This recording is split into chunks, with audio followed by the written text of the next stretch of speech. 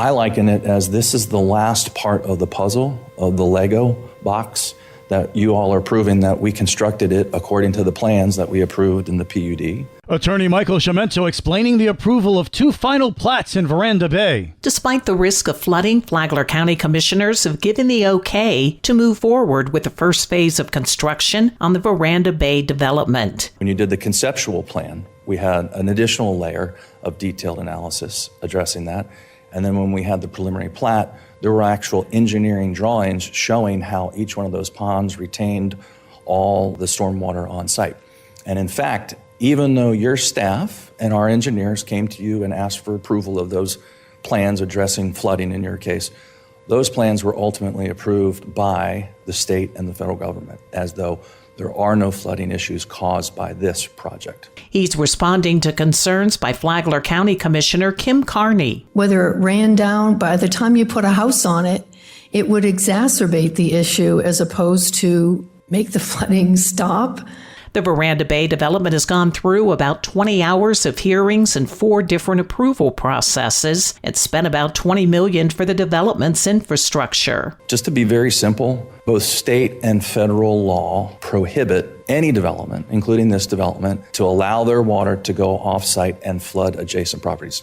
Not only is it codified in state law and federal law, but there's also legal causes of actions called trespass. The unanimous vote for the plats amounts to 65 total. For Flagler's Local Morning News, I'm Karen Johnson. Good morning, Flagler County. I'm Rich Carroll. You're listening to Flagler's Morning News on Wednesday, May 21st. They're just trying to preserve connections so that wildlife has unobstructed paths to be able to go across the state. Flagler County is spending millions of dollars to preserve land for environmental protection and public use. Deputy County Administrator Jorge Salinas talked about the county's environmentally sensitive lands program on last week's Friday Free-for-All. The county just approved a purchase on the west side, close to Bull Creek. We call it the McCraney property. That was completed. The purchase sale agreement was completed on March 31st for $1.14 million. That's going to provide an expansion of conserving some of that property from private hands to public. Also, we're going to be adding another 50 RV spaces, campsites, to enhance that area there at the Bull Creek. Salinas says the county will close on another purchase this week. The other one that is on the table is the purchase of 300 acres up in the Pringle Creek. That's a purchase sales agreement between the county and Rayonier. And that's going to be coming down for the signing of that on May 22nd, the closing of that. So that's part of that ESL continuing to expand and try to preserve more land for future use, and also as a wildlife corridor between Ocala and Matanza. We're trying to connect that. I'm Daryl Moody reporting. This local news is a service of Flagler County's Toyota dealer, Beaver Toyota US 1 St. Augustine, here to wow you.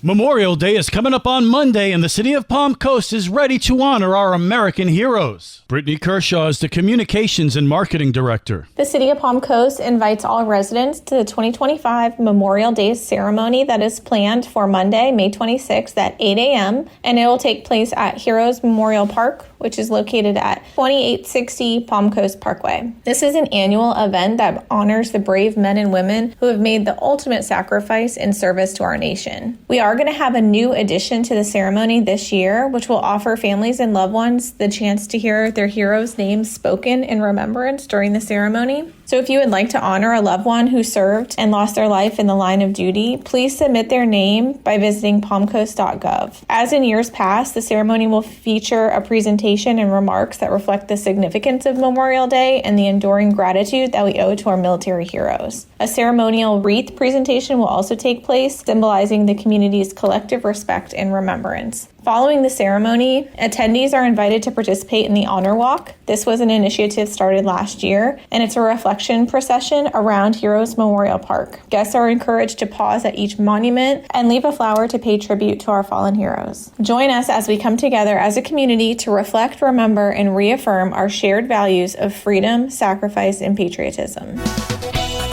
And now you're up to date on Flagler's Morning News. I'm Rich Carroll.